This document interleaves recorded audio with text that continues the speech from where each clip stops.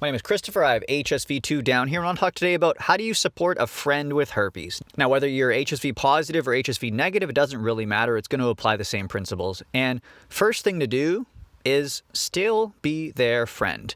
The last thing someone wants to feel with their herpes diagnosis is like they lost friends. And you should be, from a mature perspective of like, this doesn't change your value, doesn't change the value of your friend. So if you don't want to be friends with someone with herpes, grow up.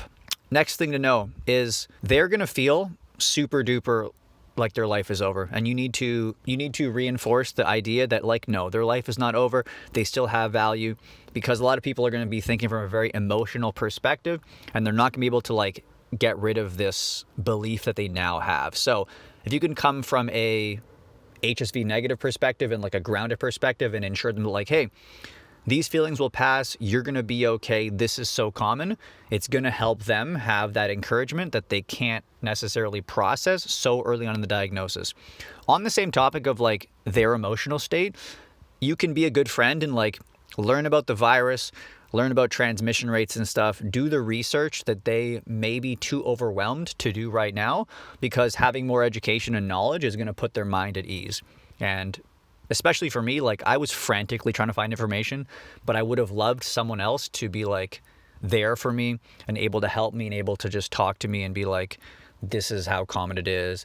This is what you can do, because it was a lot to bear on my own. Last thing you can do is just like be there for your friend, whether it's physically or emotionally.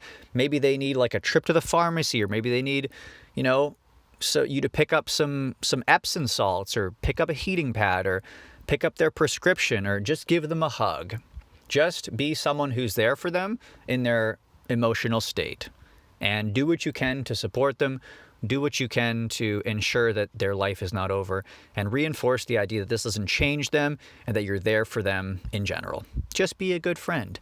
Don't be the friend that sees their friend get herpes and decides, ew, I can't be friends with someone with herpes. Grow up. Love you. Miss you. Hope you're doing well. Extra help in the description box. See you guys in the next video.